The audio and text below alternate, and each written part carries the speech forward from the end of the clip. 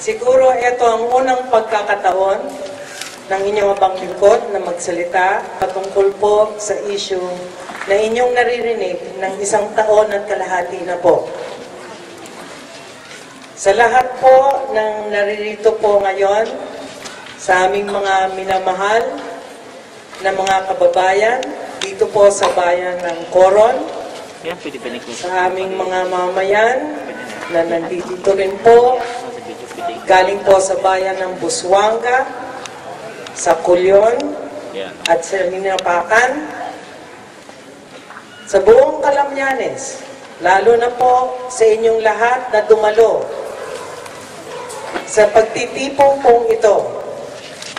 Ang nakalagay dito, alay para sa katarungan ni na Mayor Marjo T. Reyes at former Governor Joel T. Reyes. Sa pangalan ng Pamilya Reyes, ako po ay nagpapasalamat sa ipinamalas po ninyong lahat, sa inyong pagmamahal, sa inyong paninindigan para sa katotohanan kaugnay sa di makatarungang pagdawit sa aking asawang si Joel at sa kanyang kapatid na si Mayor Marjo Reyes sa kasong pagpatay sa isang kolumnista o radio announcer na si Doc Jerry Ortega.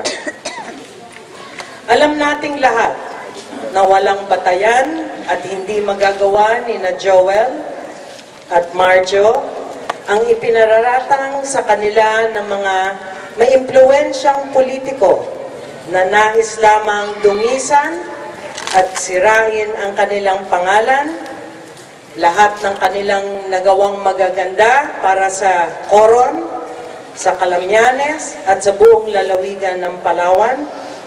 Kasama na rin ang paninira sa karakter nila bilang isang dating gobernador at si Marjo bilang isang alkalde dito sa inyong bayan.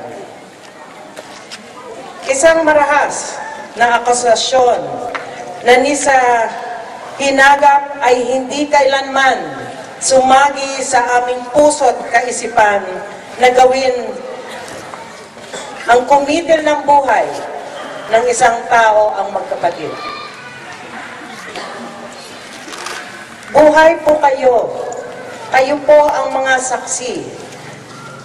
Sa mahabang panahon at sa mahigit 22 taon na pagsisilbi ng aking asawa na si Joel sa ating bayan, sa ating lalawigan, at ni minsan hindi ninyo nakita na maging maharas sa taong bayan, hindi nyo nakitang nagtaas ng boses, hindi nyo nakitang nagbuhat ng kamay.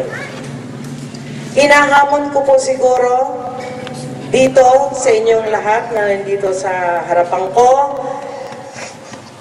magtaas lamang ng kamay kung sino man dito sa inyo ang nakakita na naging bayolente ang aking asawa na si Joel.